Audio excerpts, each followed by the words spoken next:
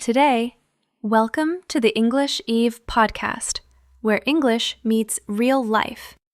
I'm Sophia, and today's topic is 3 simple morning habits for better relationships. In this episode, you'll discover how a small change in your morning can give you more time and better energy for your friends and studies. You'll hear relatable stories from a busy student, so you can feel less stressed and more connected to the people around you. We've all had that moment when you rush to class, you feel hungry, and you see your friends laughing, but you're too tired to join in. You freeze, your mind goes blank, and you wonder if it's just you. But here's the truth. A bad morning is often just a broken habit. You can easily build a simple routine that changes everything. Stay until the end to download the transcript and practice exercises. They'll be super valuable for you. David, thank you for joining us. You're a busy student with a part-time job. I'm sure many of our listeners feel stressed just like you do. Hi, Sophia. It's great to be here. Yes, life is busy. I used to think the only way to get more done was to stay up very late. The late night study trap.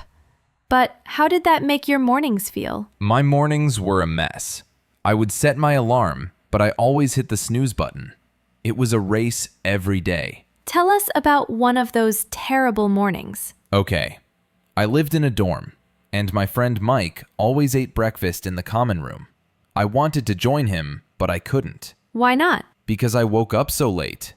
I had maybe 5 minutes to get ready. I couldn't find my textbook. I had to wear the first shirt I saw. No time for breakfast or finding a matching pair of socks. Exactly. I would run past Mike and just wave, looking totally tired. I was hungry and worried about being late for my 8 a.m. class. So, the bad morning didn't just affect your class, it also took away your social time. Yes, that 15 minutes of quiet time with Mike was a small window for connection. It's when we talked about the class or just laughed. And you missed that important moment because you were rushing. Every time. It made me feel disconnected and grumpy all day. I learned that the morning really sets your mood. That's a great insight. Let's call it the friendship alarm. Your morning routine is not just for you. It's about being ready to connect with others. I love that name. When I'm calm, I'm a much better friend and student. Now, let's talk about the biggest obstacle. What keeps students up late, stealing their morning time? For me, it was my phone. Scrolling on social media or watching short videos. I would look at the time, and suddenly it was 1 a.m. We all know that feeling. It's hard to stop. Right. And the other obstacle was a simple lack of planning. I woke up, and nothing was ready. You had to make decisions when your brain was still sleepy. Like, what should I wear? Or, where is my English notebook? Too many questions. It creates instant chaos. So, to fix the morning, we have to start fixing the night. We need to become a nighttime planner to help our morning student self. That's the key.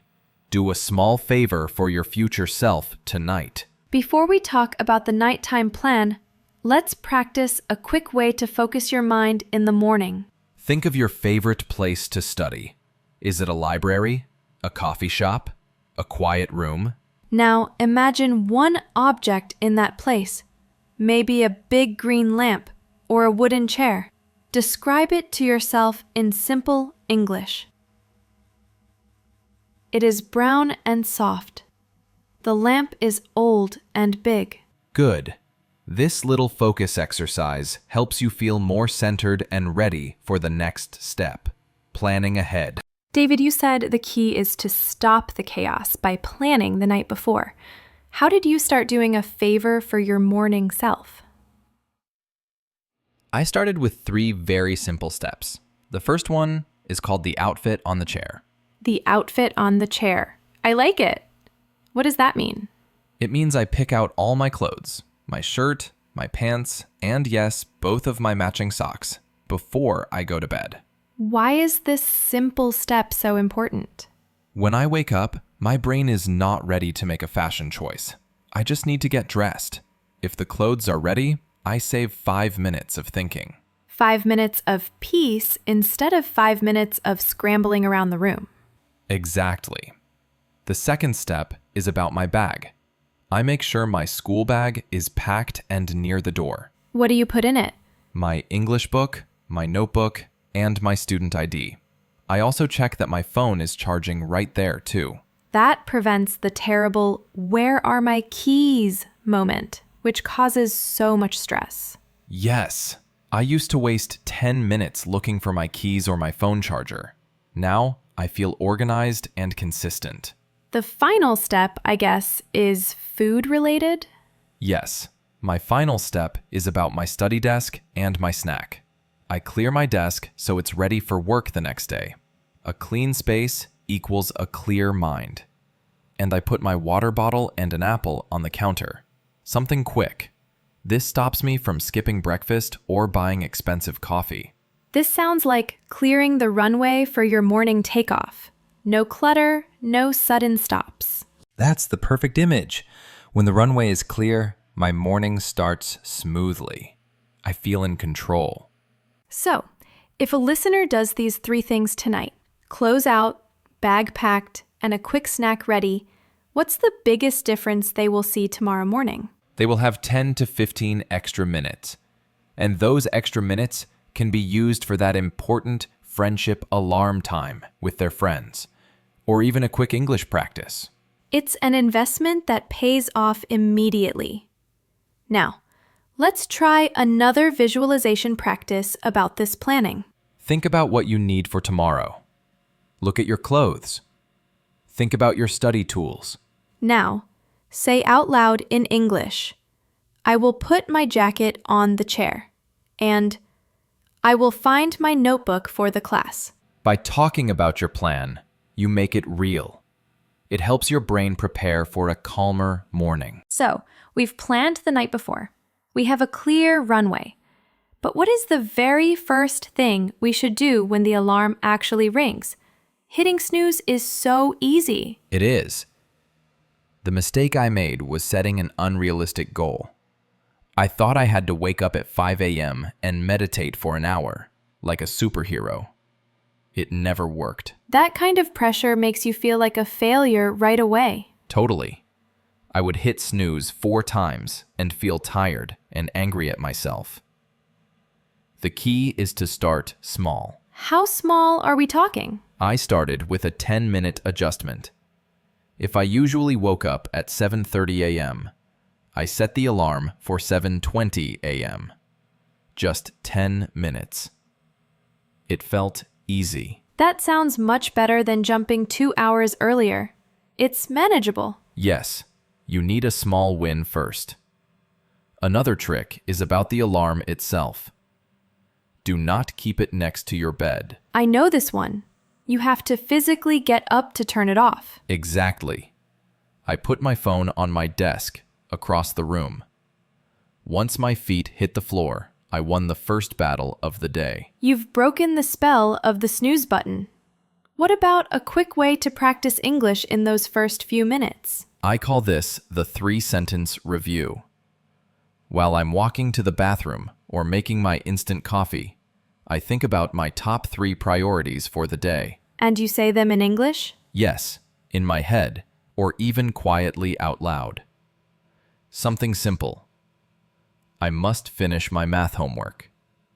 I want to talk to Mike at breakfast. I need to buy a new pen. That is so clever. It's productive and it uses English without feeling like studying. It's just daily life. It's consistent practice, and it gives your brain an immediate focus point. No more wandering aimlessly. When you do this, you feel centered and you know what's important. Yes, I feel ready for the day. That 5 minutes of quiet focus is more powerful than an hour of rushing and feeling lost. That's a great message. Let's try a quick activity to help our listeners start this smallest start. Look at the clock. Think about when you usually wake up. Now, choose a new time that is just 10 minutes earlier. Say your new time out loud in English. Use the word at. For example, I will wake up at 7:30. Congratulations! You've just scheduled your first small victory for tomorrow morning. Remember, a good morning starts the night before, but it is won in the first 5 minutes. We have our 10 extra minutes. We've said our 3-sentence review. But our body and mind can still feel heavy and sleepy. What's the next small step? We need to wake up the computer. I think of my body like a computer in sleep mode. We need to press the power button. How do we press the power button without doing a full hard workout? The goal is not a gym session. The goal is to get moving. Start with simple stretches. Can you give us an example? Sure. Stand up tall. Reach your hands up to the ceiling. Touch your toes. Move your head slowly from side to side, just for a minute or two. That helps the blood flow and makes your muscles feel less tight. It's a very gentle way to power up. Exactly. A body that is active is a mind that is ready to learn. It helps me focus on my English classes later. What if someone wants to feel a little more energetic? What's your fun suggestion? I started doing the 5-minute dance. I chose one short, fun English song that I like. And you just dance to it? Yes. I dance around my room or kitchen while I wait for the kettle to boil. It's silly, but it makes me smile. That's wonderful. It's a win-win. You're getting your body moving and you're practicing your listening skills at the same time. I also try to sing along a little. It doesn't have to be perfect. The point is to be happy and energized. Feeling good in the morning is important for your emotions and mindset. But you also talked about feeling centered. How do you connect the body movement with the mind? That's where a moment of mindfulness comes in. Many people think mindfulness is long meditation, but it's not. What is a simple, one-level version of mindfulness? I call it the 1 minute of air. I sit quietly for 60 seconds. I focus only on my breath. I breathe in for 4 counts. I hold for 4. And I breathe out for 4. That sounds like hitting the reset button for your thoughts. It is. Imagine your mind is a glass of muddy water. If you keep stirring it, it stays cloudy. The breathing helps the mud settle. The water becomes clear. Love that image. It helps you clear the stress from yesterday and set a positive intention for today. You can say one simple positive sentence in English. I am calm and I am focused. Or, I am ready to learn today. That small moment of peace can turn a chaotic start into a calm, centered one. Let's help our listeners put this all together. Move your arms. Stretch your back. Now, take 3 deep breaths. Say out loud in English how your body feels. My body is warm. I feel good. I am ready. Remember, these steps are about helping your mind and body talk to each other so they can work better together all day long. David, we have built a great little routine. Plan the night before, wake up 10 minutes earlier, move your body, and breathe. But how do we make sure we do this every day? How do we stay consistent? That is the hardest part. It's like studying English. You need to see your progress to feel motivated. The final step is to track and reflect. Tracking sounds like homework. How can we make it simple for a student? It's not homework. It's like a celebration calendar. I started using a simple habit tracker. It's just a paper with the days of the week. So, What do you track on it? I choose one thing. For example, wake up at 7:20 a.m. or do 5 minutes of English practice. If I do it, I put a big check mark on the day. Seeing those check marks build up must be very motivating. It gives you a visual win. Yes, it helps me see the small victories. On Friday, I can look back and say, wow, I was consistent all week. That feeling of accomplishment is important for our emotions and mindset. What if you miss a day? What if you wake up late on Tuesday? Don't let a small mistake cause chaos. If you miss a day, you don't quit the whole week. You say, I will try again tomorrow. It's about flexibility, not perfection. You just don't want to break the chain 2 days in a row. Right. And another part of tracking is reflection. At the end of the week, take 5 minutes to think. What kind of questions should we ask ourselves in English? Simple questions. What worked well this week? What was difficult? Did I feel calmer? I see. If the 5-minute dance was too much, maybe you switch to 1 minute of stretching. It helps you adjust the routine so it works for you. That's the key. The routine must feel good and help you connect. When I felt calmer, I had more energy to listen to my friends and do better in class. So, the simple morning routine really does connect to your friendship and social life. Absolutely. If I'm not running late, I can walk with a friend. If I'm not stressed, I'm a much better listener. That feeling of being centered helps all my relationships. That's a powerful message. It all starts with one small, intentional step. Let's finish with a final call to action. Think about the one thing you want to do tomorrow morning. Just one thing. Say out loud, using strong English words. I commit to packing my bag tonight. Or, I will do the 1 minute of air tomorrow. That small commitment is the first step toward a more organized, happier, and more productive day.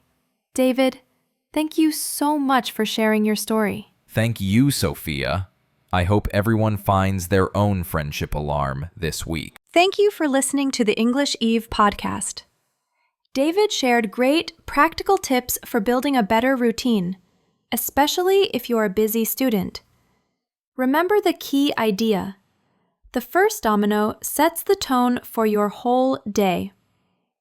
To help you practice, we have 2 simple tasks for you today. Action task.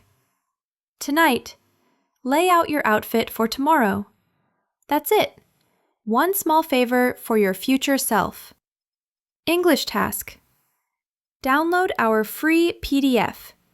It's packed with simple definitions for words like consistent and obstacle, plus grammar exercises to practice using them in your own sentences.